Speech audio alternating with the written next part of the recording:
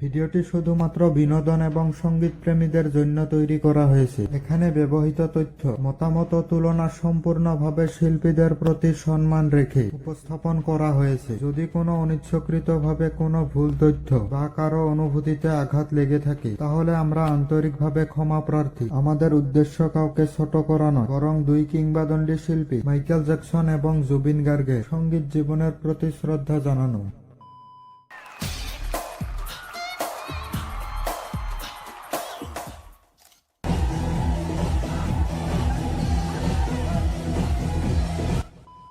পৃথিবীর মানচিত্রে দুই প্রান্তে দুজন মানুষ। একজন পপ সম্রাট হিসেবে সারা বিশ্বকে শাসন করেছেন, অন্যজন উত্তর পূব ভারতের একটি ছোট্ট রাজ্য থেকে উঠে এসে সুরের এক নিজস্ব জগৎ তৈরি করেছেন। এদের একজনের নামে স্টেডিয়ামে মানুষ অজ্ঞান হয়ে যেত, অন্যজনের গান না শুনলে একটা জনপদের দিন শুরু হয় না। মাইকেল জ্যাকসন এবং জুবিন গার্গ, দুজনের মধ্যে আসলে পার্থক্যটা কোথায়? আজ আমরা এই ভিডিওতে দুই মহাতারকার জীবনের সেই দিক উন্মোচন করব যা আগে কখনো দেখোনি।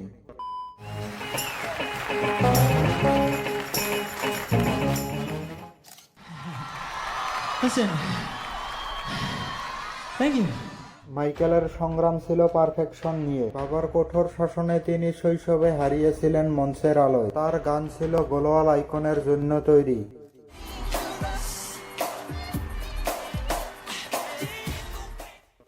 অন্যদিকে জুবিনের লড়াই ছিল প্রথার বিরুদ্ধে। তিনি যখন গুয়াহাটির রাস্তায় ঘুরতেন, তার সম্বল ছিল এক বুক গান আর আদম্য জেদ। জুবিন কোনো কোম্পানির ডিরেক্টর হয়ে বড় হননি, তিনি বড় হয়েছেন মানুষের মুখে মুখে গান ছড়িয়ে দিয়ে।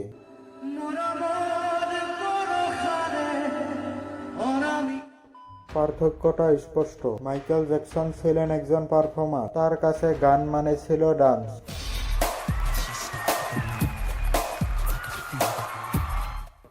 আর জুবিন গার্গ হলেন একজন মিউজিশিয়ান। তিনি শুধু গান গান না, তিনি গানের কথা লিখেন, নিজে সুর দেন এবং নিজে পরিচালনা করেন। জুবিন যেখানে লোকসঙ্গীতকে আধুনিকতার ছোঁয়া দিয়েছেন, মাইকেল সেখানে পপ সঙ্গীতকে করেছেন মহাজাগতিক।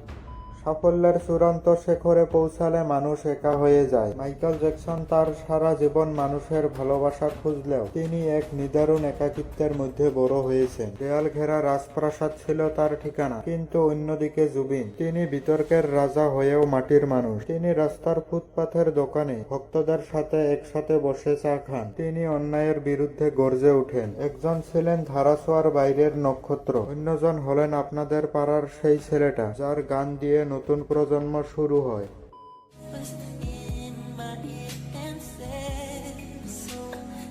মাইকেল জ্যাকসন আজ ইতিহাসে পরিণত হয়েছে, তার পদাঙ্ক অনুসরণ করে হাজারো পপ স্টার তৈরি হয়েছে। আর জুবিন গার্গ হলেন এক অন্যরকম কিংবদন্তি। এই দুজনের মধ্যে তুলনা হয়তো চলে না, কারণ একজন গ্লোবাল পপ কালচারের ঈশ্বর, অন্যজন একটি সংস্কৃতির প্রাণপুরুষ। কিন্তু মিল এক জায়গায়, দুজনে শিখিয়ে গেছেন যে পৃথিবী বদলে দেওয়া যায়। ভিডিওর শেষে আমরা একটাই কথা বুঝি, শিল্পীরা হয়তো চলে যান, কিন্তু তার সুর বয়ে যায় মহাকাশের প্রতিধ্বনিতে।